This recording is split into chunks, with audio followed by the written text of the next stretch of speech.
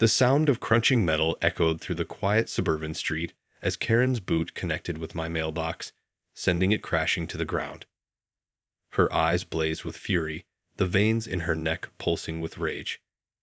I stood frozen, my heart racing, wondering what could have possibly driven her to this act of mindless vandalism.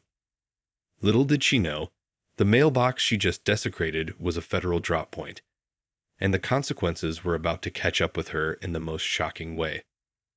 The morning had started out like any other.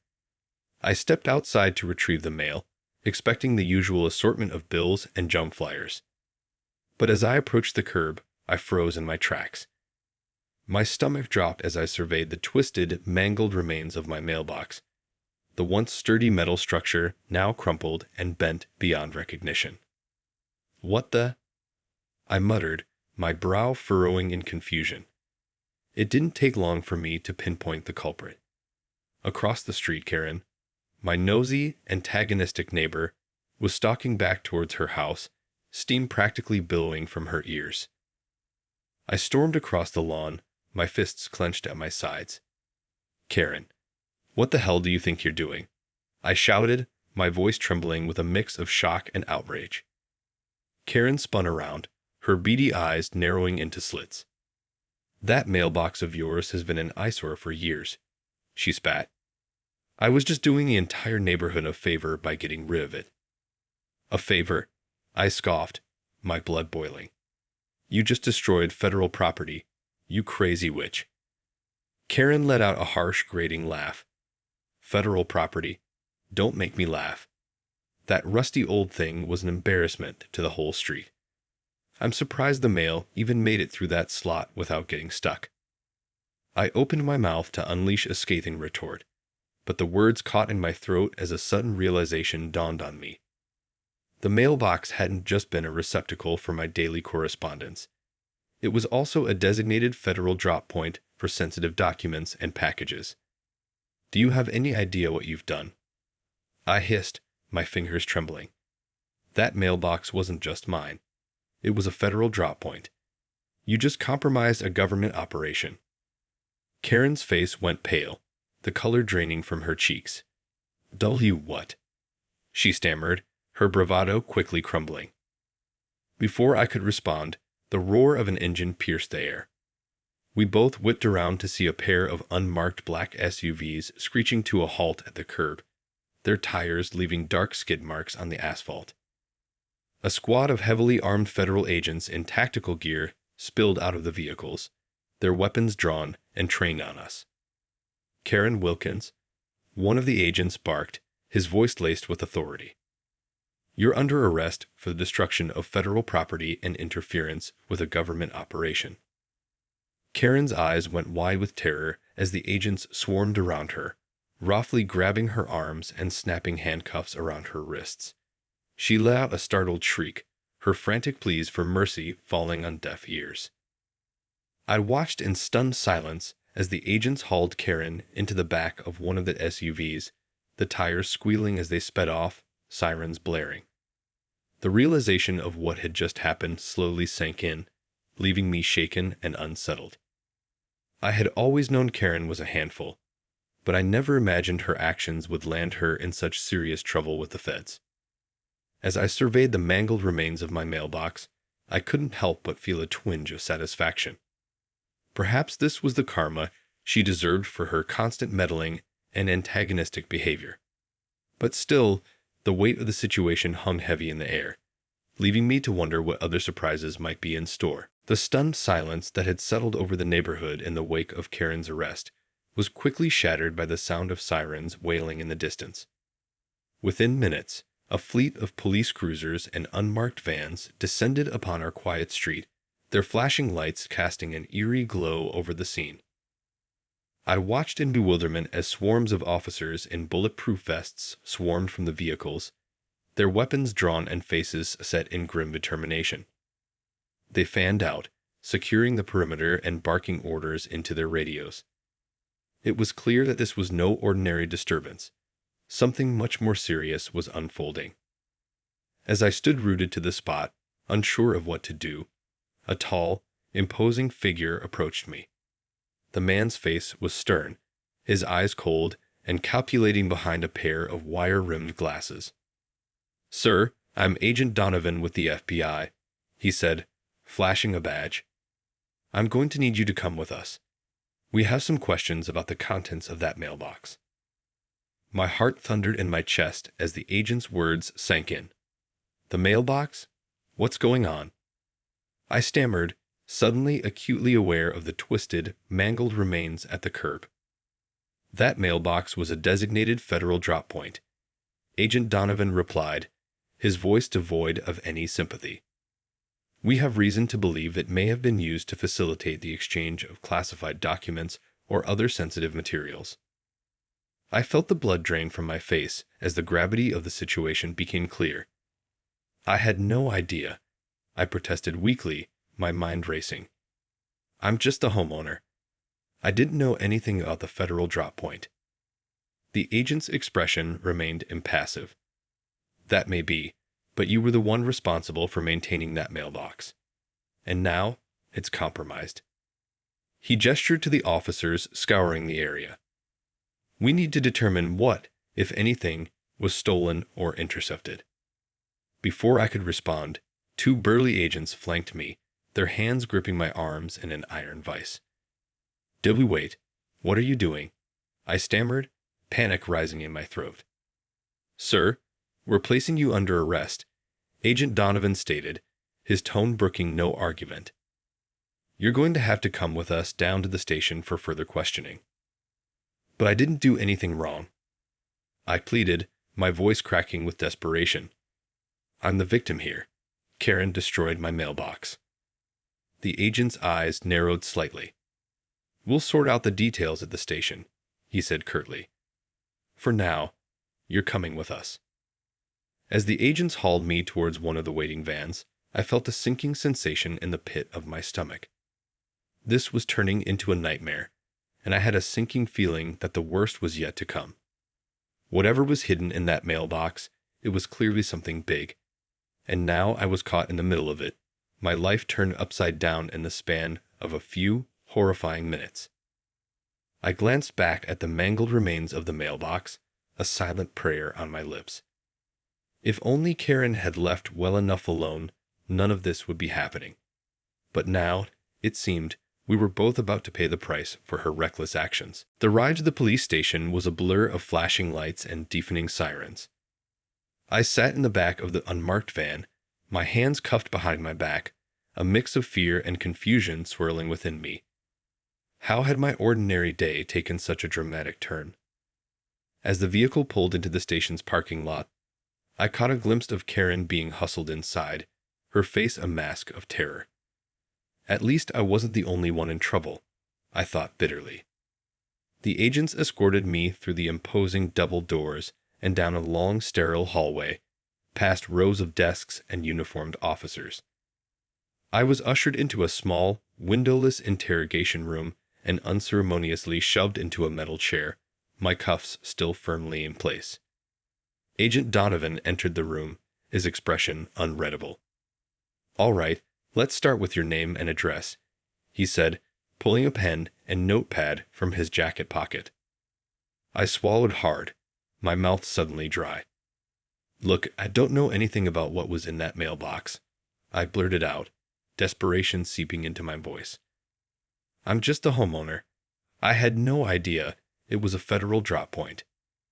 The agent raised a hand, silencing me. "We'll get to that in a moment," he said calmly.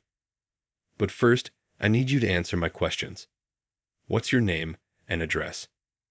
Realizing I had little choice, I reluctantly provided the requested information. As I spoke, I watched Donovan's expression remain impassive, offering no clues as to what he was thinking. "All right, Mr. Simmons," he said, jotting down the details. "Now, can you tell me what happened this morning with your mailbox?" I took a deep breath, trying to collect my thoughts. "I went out to get the mail like I do every day," I explained. "But when I got to the curb, I found it completely destroyed. Someone had kicked it over." "And that someone was your neighbor, Karen Wilkins, correct?" Donovan interjected.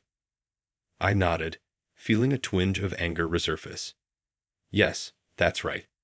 She was the one who did it. I confronted her about it, and that's when she made some comment about it being an eyesore and a federal drop point. Donovan's brow furrowed slightly. I see.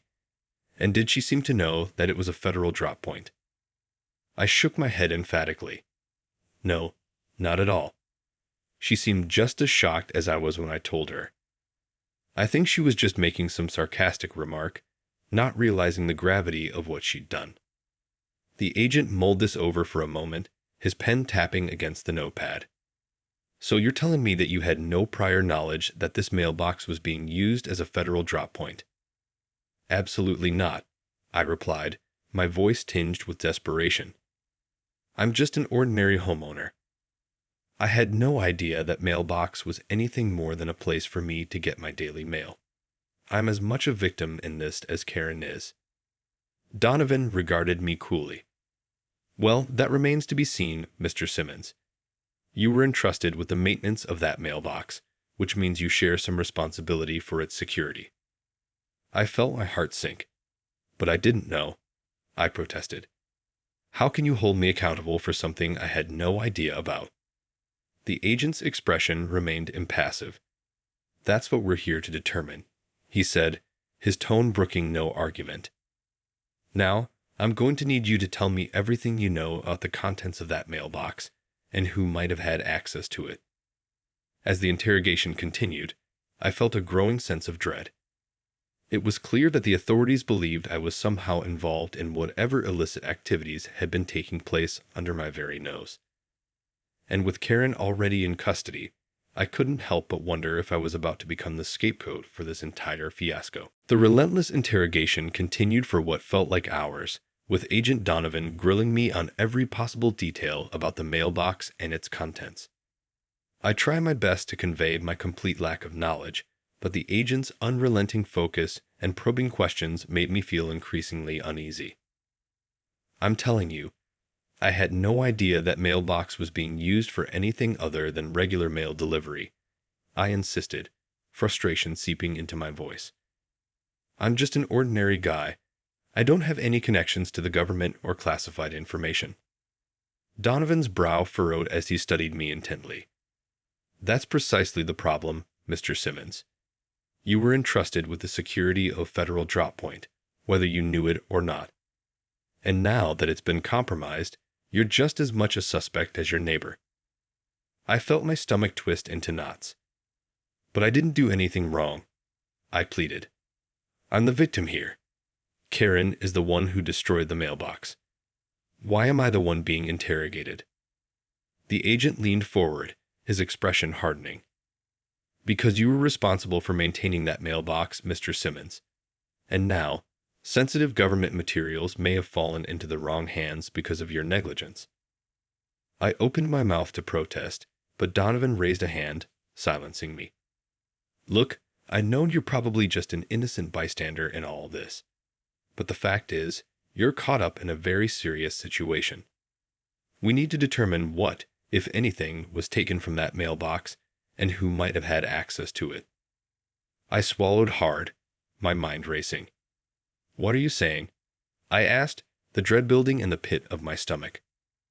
I'm saying that unless you can provide us with some solid information and cooperation, you could be facing some very serious charges, Donovan replied, his tone grave. Obstruction of a federal investigation, at the very least.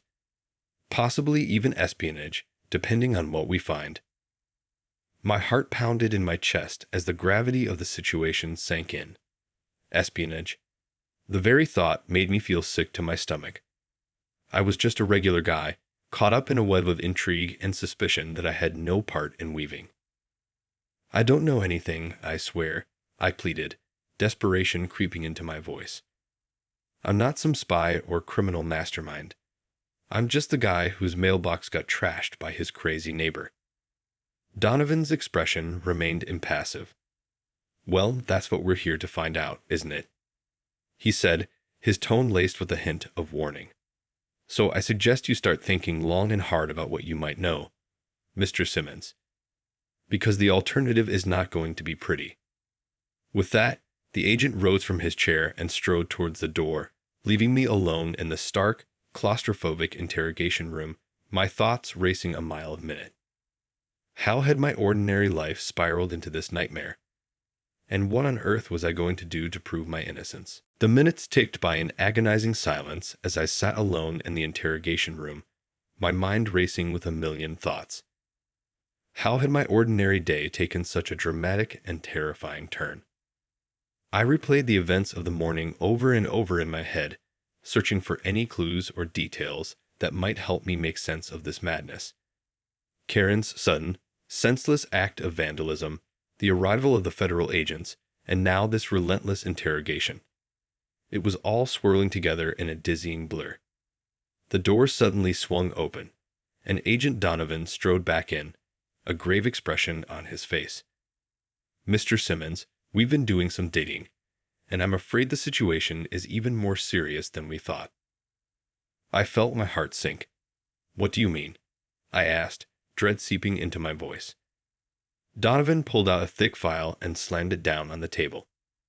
According to our records, that mailbox was being used as a drop point for highly classified government documents and intelligence. My mouth went dry as his words sank in. "Classified documents," I stammered. "But I had no idea." "That's the problem," Donovan interrupted, his voice laced with frustration. "You were supposed to be the gatekeeper, the one responsible for maintaining the security of that drop point.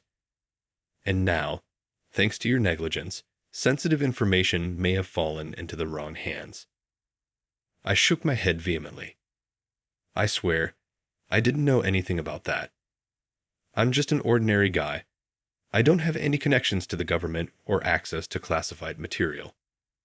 The agent's expression darkened. "Well, that's what we're here to find out, now isn't it?" He leaned forward, his eyes narrowing. "Tell me, Mr. Simmons, have you ever had any unusual visitors to your home? Any mysterious packages or deliveries?" I felt a surge of panic. "No, absolutely not.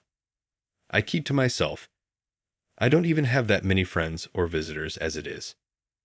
Donovan studied me intently, his brow furrowed. "And what about your neighbor, Karen Wilkins? Did you ever notice anything suspicious about her behavior or activities?" I hesitated, thinking back to the countless times Karen had caused a scene or stirred up trouble in the neighborhood. "Well, she's always been a bit of a troublemaker," I admitted. "But I never thought she was involved in anything like this." The agent nodded slowly. Interesting. And what about your own financial situation? Any sudden, unexplained influxes of cash or assets?" I stared at him, my mouth agape. "What? No, of course not. I'm a regular 9-to-5 kind of guy. I don't have any hidden wealth or shady dealings." Donovan sat back in his chair, his expression pensive. "Well, Mr. Simmons, I have to say, you're either the unluckiest man alive, or you're somehow involved in all of this." I felt a surge of indignation. "Involved? Are you serious? I'm the victim here. Karen is the one who destroyed my mailbox, not the other way around." The agent held up a hand. "Be that as it may, the fact remains that you were responsible for that drop point. And now, sensitive government information may have been compromised because of your negligence." I opened my mouth to protest, but Donovan continued, his tone grave. "I'm afraid we're going to have to take you into custody, Mr. Simmons. You're going to be held for further questioning and investigation." My heart sank as two burly agents stepped forward and hauled me to my feet, cuffing my hands behind my back once again. "But I didn't do anything," I pleaded, my voice cracking with desperation. Donovan's expression remained impassive. "That's for us to determine," he said simply as the agents led me out of the room. As I was escorted down the hallway, past the rows of desks and uniformed officers, I felt a growing sense of dread and disbelief. How had my life spiraled so far out of control in the span of a single morning? And what did the future hold for me now that I was in the clutches of the federal authorities? The cold, sterile confines of the holding cell did little to quell the whirlwind of emotions swirling within me. As I paced the small, cramped space, my mind raced with frantic thoughts and unanswered questions. How had my life spiraled so far out of control in the span of a single day? 1 minute, I was a regular, law-abiding citizen. The next I was sitting in a jail cell, accused of being involved in some kind of shadowy government conspiracy. I thought back to my earlier confrontation with Karen, replaying every word, every gesture, searching for any clues that might help me make sense of this nightmare. But try as I might, I couldn't find any logical explanation for her reckless actions. Why had she chosen to destroy my mailbox of all things? And how could she have possibly known, or even suspected, that it was a federal drop point? The whole scenario seemed utterly absurd, like something out of a bad spy thriller. A sudden movement at the cell door pulled me from my thoughts. I looked up to see Agent Donovan standing there, a grim expression on his face. "Mr. Simmons, we've been reviewing the evidence, and I'm afraid the situation is even more serious than we thought," he said, his tone grave. I felt my heart sink. What else could possibly be wrong? I asked, bracing myself for the worst. Donovan stepped into the cell, a thick file tucked under his arm. "We've uncovered some troubling connections between you, your neighbor Karen, and the contents of that mailbox." I stared at him, my mouth suddenly dry. Connections? What are you talking about? The agent opened the file and began shuffling through the papers. "According to our investigation, it appears that you and Karen Wilkins have been involved in a long-running scheme to intercept and steal classified government documents." I felt the blood drain from my face. "What? That's completely absurd," I sputtered. I had no idea that mailbox was anything more than a regular mail receptacle. And Karen, she's nothing more than a nosy, antagonistic neighbor who's always causing trouble. Donovan held up a hand, silencing me. "Be that as it may, the evidence suggests otherwise. We've uncovered financial records that indicate both you and Karen have been receiving significant sums of money from untraceable sources. And we've also found evidence of encrypted communications between the two of you discussing the contents of that mailbox." I shook my head vehemently, my mind reeling. That's impossible. I don't have any connections to the government, and I certainly don't have any shady dealings with Karen. This has to be some kind of mistake. The agent's expression hardened. "I'm afraid there's no mistake, Mr. Simmons. The facts are clear. You and Karen Wilkins have been working together to compromise a federal operation. And now, because of your actions, sensitive information may have fallen into the wrong hands." I felt panic rising in my throat. But I'm telling you, I had no idea. I'm just an ordinary guy who got caught up in this mess through no fault of my own. Donovan shook his head, his eyes narrowing. "I'm sorry, but the evidence speaks for itself. You're going to be charged with espionage and conspiracy to commit treason. And I can assure you, the penalties for those crimes are quite severe." As the gravity of the situation sank in, I felt my knees go weak. Treason? The very word sent a chill down my spine. I had always prided myself on being a law-abiding citizen, and now I was being accused of the most heinous of crimes. "This can't be happening," I whispered, my voice quivering. "I'm an innocent man, I swear. You've got to believe me." But as I stared into Donovan's cold, unforgiving eyes, I knew my pleas were falling on deaf ears. The federal agent had made up his mind, and I was powerless to stop the juggernaut of justice that was rapidly closing in around me. Time seemed to crawl to a standstill as I sat alone in the cramped holding cell, the weight of the charges against me weighing heavily on my mind. Treason. The very word sent a shiver down my spine, conjuring up images of dark interrogation rooms, harsh prison sentences, and the ultimate punishment. How had my life spiraled so far out of control in the span of a single day? 1 minute, I was an ordinary, law-abiding citizen, and the next I was staring down the barrel of the most serious criminal allegations imaginable. I replayed the events of the morning over and over in my head, searching for any shred of evidence that might exonerate me. But try as I might, I couldn't find a single logical explanation for Karen's reckless actions or the damning evidence that Agent Donovan had presented. The sound of footsteps in the hallway snapped me out of my reverie, and I looked up to see a pair of guards approaching my cell. My heart raced with a mix of fear and anticipation as they unlocked the door and motioned for me to follow. "Time for your arraignment, Mr. Simmons," one of the guards announced, his tone devoid of any sympathy. I swallowed hard, my mouth suddenly dry. "Arraignment?" I echoed, the dread seeping into my voice. "Does that mean I'm being formally charged?" The guard nodded curtly. "That's right. The U.S. Attorney's Office has reviewed the evidence and decided to move forward with espionage and treason charges against you." I felt the blood drain from my face as the gravity of the situation sank in.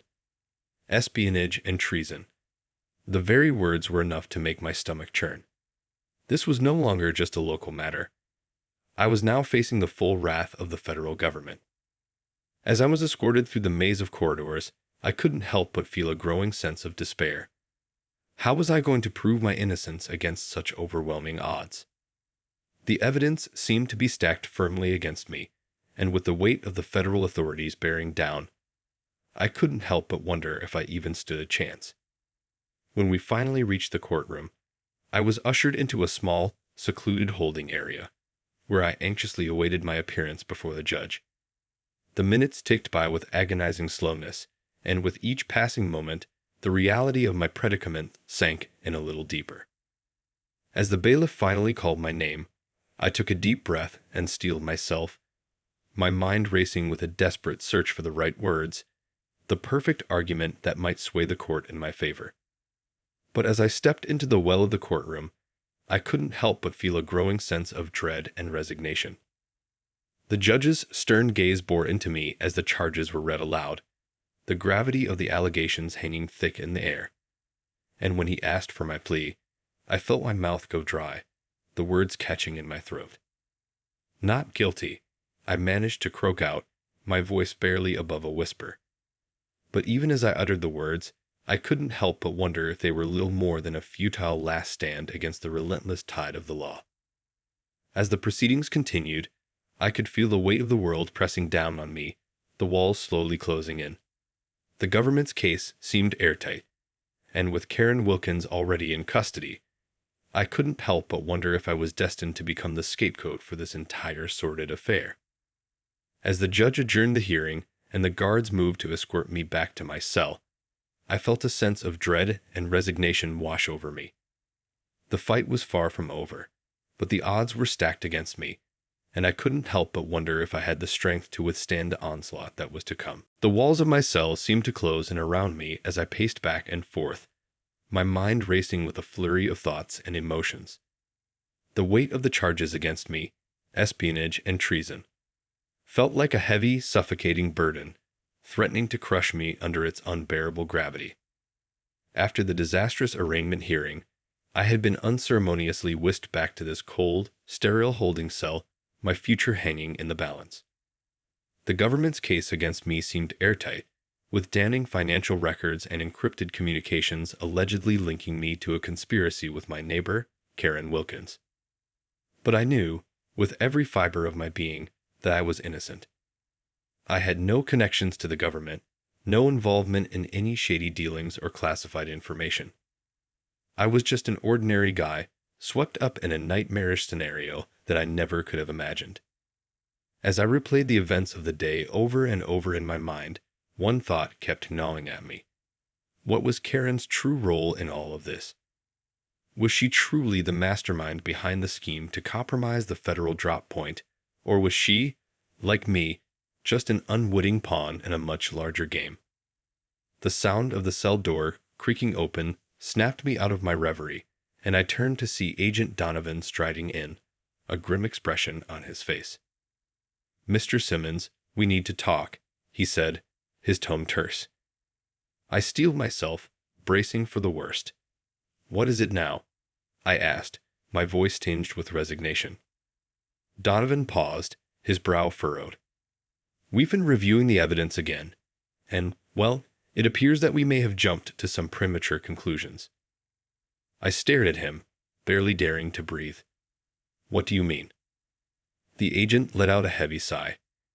It seems that your neighbor, Karen Wilkins, has a long history of mental health issues and a propensity for erratic behavior. Our investigation has uncovered evidence that she may have acted alone in the destruction of the mailbox without any involvement from you. I felt a surge of relief wash over me, but it was quickly tempered by a growing sense of unease. So you're saying I'm not being charged? Donovan shook his head. Not at this time, no. We're still looking into the matter, but it appears that you may have been an innocent bystander in all of this. I felt a weight lift from my shoulders, but the nagging questions remained. But what about the financial records and the encrypted communications?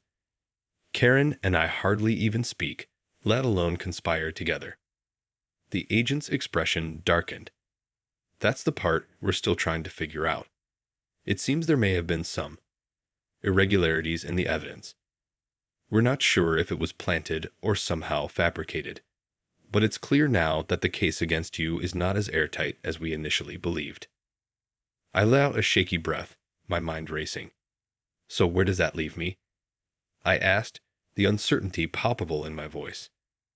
Donovan offered a sympathetic nod. For now, we're going to have to release you. But I can't make any guarantees about the future. This is still an ongoing investigation, and we may need to speak with you again. As the agent turned to leave, I felt a surge of relief and trepidation. I was free, for the moment, but the specter of these charges still loomed large over my life. And with Karen's erratic behavior at the heart of it all, I couldn't help but wonder if the worst was yet to come.